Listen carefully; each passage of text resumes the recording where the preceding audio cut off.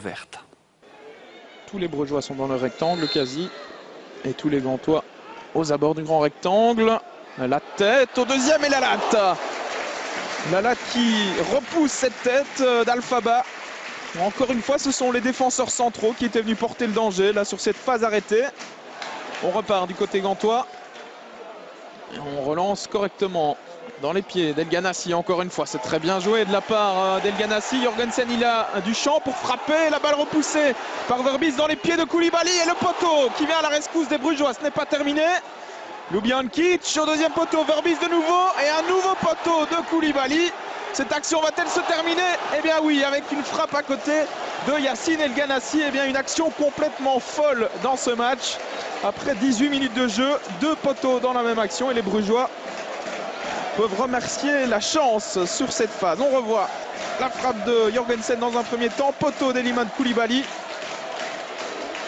Et puis ça va encore être un peu du flipper ici avec une balle repoussée par Verbis. Koulibaly qui manque vraiment de chance sur cette action mais qui aurait dû conclure d'aussi près. Alors le premier but tombera-t-il sur phase arrêtée? Premier corner pour le Cercle de Bruges. Déviation, deuxième poteau et Dominique Fowley qui se loupe et qui est surtout allé percuter le poteau sur cette action. Invariablement, c'est encore El Ganassi qui donne ce coup de coin. Koulibaly, la tête, le sauvetage miraculeux de Verbis une deuxième fois. Et on dégage du côté de Neto. Et bien là, les Brugeois peuvent remercier leur gardien qui a encore fait des miracles sur cette action. On revoit la tête d'abord de Koulibaly.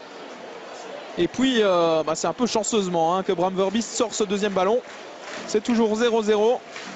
Et ce n'est pas les occasions qui manquent du côté gantois. Mais on ne parvient pas à concrétiser pour l'instant. Nouveau coup de coin. El Ganassi dans le paquet. Ballon repoussé par Bram Verbis. Pardon, le but, non, c'est sauvé de la tête par Vian. Sur la ligne. Eh bien, décidément, ce ballon ne rentrera pas, sans doute pour les Gantois, en tout cas pas dans cette première période, si ça continue comme cela. On va revoir une nouvelle fois cette action avec la frappe manquée par Arzo. Et c'est Alphaba qui avait frappé sur le crâne finalement de Denis Vian. A priori, le ballon n'est pas rentré. Les Gantois qui reprennent la possession du ballon. Baric avec Smolders qui a un peu d'espace devant lui. Il va tenter de trouver El Ganassi. Voilà qui est fait. El Ganassi à toute vitesse avec Rudy qui revient dans son dos. Le centre extérieur pied d'El Ganassi et Vian qui se trouve. Et c'est encore une fois Bram Verbis qui est là pour sauver les meubles véritablement. El Ganassi face à lui, Rudy. La passe en retrait d'El Ganassi qui reste disponible pour Marco Souler. Retour avec le Diable Rouge. Attention, El Ganassi, la frappe, ça ne passe pas loin, c'était bien tenté. Là, il tente, il ose, il provoque El Ganassi. Il fait un bon match dans l'ensemble pour l'instant. Vaneno dans le rectangle. Face à lui, il y a Mario Baric. Les crochets de Vaneno. La passe, elle est bien jouée. Elle était belle. Et le poteau avec Fowley. Nouveau poteau.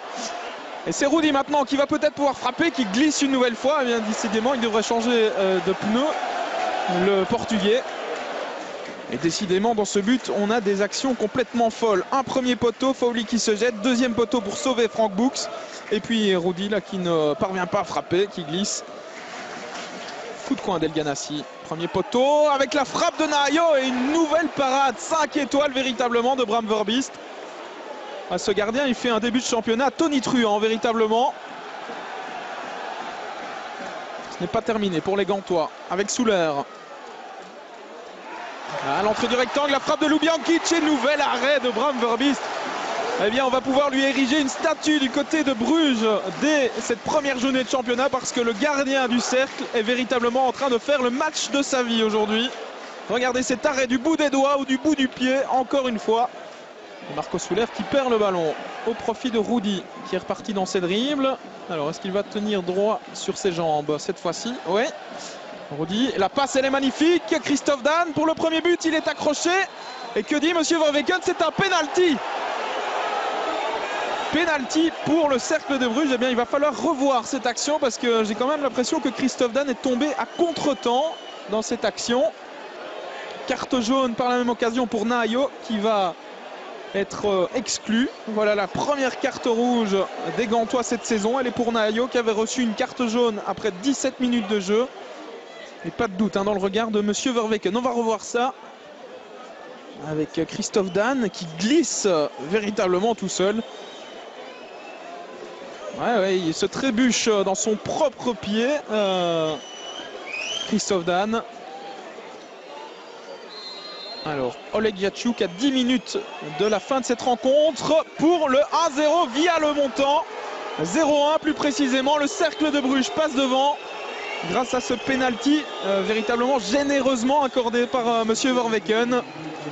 Mais voilà, les chiffres sont là. C'est 0-1, ouverture du score pour le Cercle de Bruges par Oleg Yachuk. Et c'est la fin de ce Gantois Cercle de Bruges. Victoire du Cercle 0-1. Du côté brugeois, on se satisfera évidemment de ces 3 points arrachés grâce notamment à un exceptionnel Bram Verbiest dans les buts. Du côté de la Gantoise, on va sûrement pester sur ce penalty qui va encore faire couler beaucoup d'encre dans les jours à venir.